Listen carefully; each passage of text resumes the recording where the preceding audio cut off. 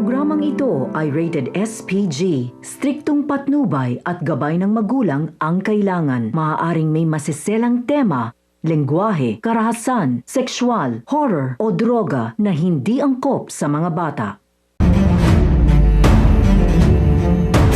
Isang mapagpalang araw mga kapamilya, narito ang mga pinakamainit na tagpo sa Blood vs. Duty. Pero bago ang lahat, kung bago ka pa lamang sa akin channel, ay huwag kalimutang mag-like, mag-share at mag-subscribe para lagi kang updated sa mga bagong recaps na aking i-upload. Pagdating ni Lara at Felix sa shipyard, agad silang nabigla sa nadatnan nilang eksena. Nagkalat ang mga bangkay ng tauhan ni Lara at halatang nagkaroon ng matinding bakbakan sa lugar.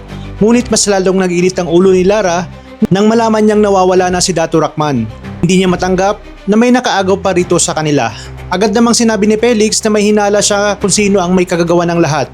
Ipinakita niya ang larawan ni Jalil, ang anak ni Dato Rakman na minsan ang nahuli ng kanilang grupo ngunit nakatakas rin matapos umatake sa Silver Rex.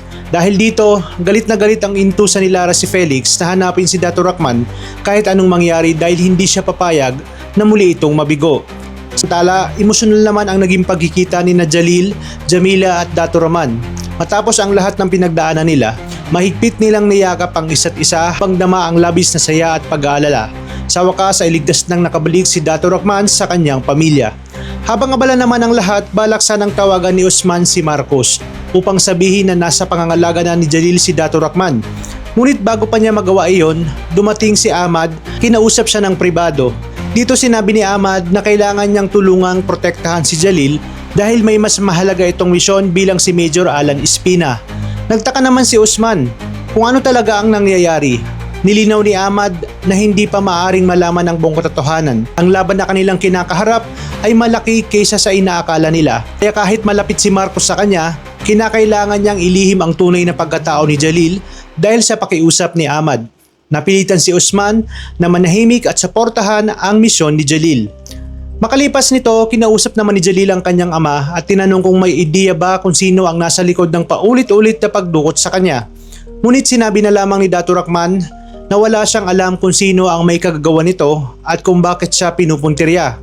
Dahil dito, hindi ipinilit ni Jalil ang usapan at mas pinili niyang bantayan na lamang ang kanyang ama. Di kalaunan ay nagpaalam si Jalil sa kanyang pamilya dahil kailangan niyang ipagpatuloy ang kanyang misyon. Pagsapit ng gabi ay muli niyang napanaginipan ang trahedyang nangyari noong bata pa siya. Ang pagkahulog niya mula sa barko na tila konektado sa mas malalim na lihim na kanyang nakaraan. Samantala pinuntahan naman ni Marcos ang kanyang ina sa ospital upang balitang buhay pa si Harold. Gayunpaman sinabi niyang hindi ito maaring maiuwi dahil matindi pa ang trauma nito at delikado pag may nakaalam na buhay pa ito. Tinawag din ni Jalil si Rashid upang magpasalamat sa pagtulong nito sa pagligtas sa kanyang amang si Dato Raman. Ngunit sinabi ni Rashid na hindi niya kailangan ng kapalit dahil para sa kanya, sapat na ang makatulong siya sa paghahanap nila ng hustisya.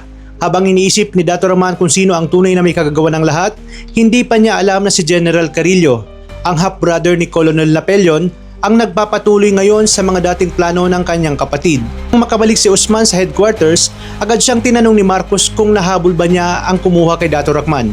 Ngunit nagsinungaling si Usman at sinabi lamang niyang isang lalaking nakamaskara ang tumulong kay Dato Rakman matapos ang bakbakan. Tinupad niya ang pangako niya kay Ahmad na itatago ang tunay na pagkatao ni Jalil bilang si Major Alan Espina. Ano kaya ang susunod na hakbang ni General Carillo? At hanggang kailan kaya maitatago ang sekreto ni Jalil? Abangan ang mas tumitindi pang tagpo sa The Blood vs. Duty. Maraming salamat sa inyong panonood at pagpalain tayong lahat, mga kapamilya.